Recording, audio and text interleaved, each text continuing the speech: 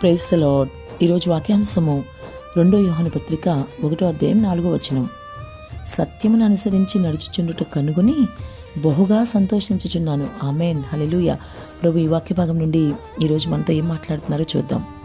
సత్యమును అనుసరించి నడుచుచుట చూసి బహుగా సంతోషించుచున్నాను. నిజంగా వాక్యం ఎంతో వివరంగా సెలవిస్తూ ఉంది.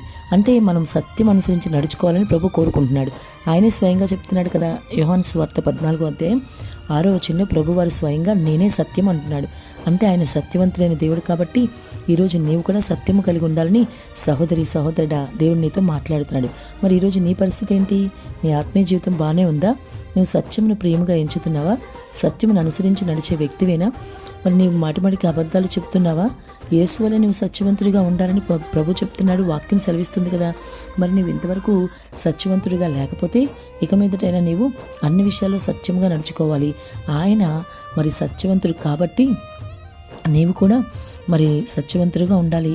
మరి నిన్ను బట్టి నీ ప్రభువు సంతోషించాలంటే ఖచ్చితంగా నీవు సత్య మార్గంలోనే నడవాలని నీవు గమనించు. అబద్ధం అనేది ఎప్పుడు కూడా ప్రభువుకి అసహ్యమైనది. ఇంకా అపవాది కోరుకునేది కదా అబద్ధం అనేది. మరి ఒక అబద్ధాన్ని నీ జీవితంలో ఎలా అనుమతిస్తున్నావు? నువ్వు అబద్ధాన్ని మాటిమాటికి ఎందుకు చెప్తున్నావు? అబద్ధాన్ని ప్రేమిస్తూ అబద్ధానికి జనకుడైన అపవాది సంబంధిగా ఎందుకు నీవు ఉంటున్నావు? ప్రభు నీకు సత్యవంతులని తెలుసు కదా. నీ ప్రభు కోసం నువ్వు జీవించాలి, కానీ అపవాది కోసం కాదు కదా.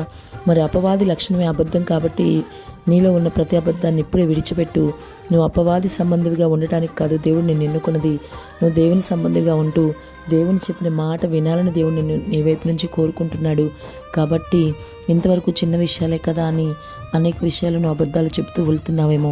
ఇప్పుడే అబద్ధాన్ని విడిచిపెట్టమని ప్రభు నీతో మాట్లాడుతున్నారు. మరి ఏదైనా సరే నువ్వు ఆలోచించు. ఇంకా ఇదే కాదు కానీ నువ్వు అనుదినము చూసే సినిమాలు, సీరియళ్ళు, మరి ఆ ఫోన్లో ఉన్న చెత్త చెదారం, కార్టూన్ బొమ్మలు, ఇంకా రకరకాల గేమ్స్ అని ఇవన్నీ కూడా అబద్ధాలే కదా. కేవలం అబద్ధాన్ని నువ్వు చూస్తూ దానిలో ఆనందిస్తూ అబద్ధాన్ని చేస్తూ అబద్ధాన్ని ప్రోత్సహిస్తూ ఆ విధంగా అబద్ధంలో బ్రతుకుతూ ఉన్నావు. మరి అబద్ధానికి జనకుడు అపవాదని చెప్తూ ఉన్నాను. మరి అపవాది సంబంధిగా నువ్వెంత మాత్రం ఉండబాకు. ఇవన్నీ నువ్వు చేస్తూ ఉంటే అపవాది సంబంధివే. నేను దేవుని సంబంధులే బాగానే ఉన్నాను నా జీవితం అనుకుంటున్నావు, కానీ మరలా నువ్వు పాపంలో పడిపోతూ ఉన్నావు. అబద్ధం అనేది పాపము. అబద్ధానికి జనకుడు అపవాదని గమనించు. అంతేకాదు, నరకానికి వెళ్ళే ట్రైన్లో మొదట అబద్ధాలు చెప్పేవాళ్ళే ఉంటారు. కాబట్టి ఇప్పుడే అబద్ధాన్ని విడిచిపెట్టి సత్యవంతుడైన నీ దేవుడిని అనుసరించు. ఆయన సత్యవంతుడు కనుక నీవు కూడా సత్యంలోనే జీవించు.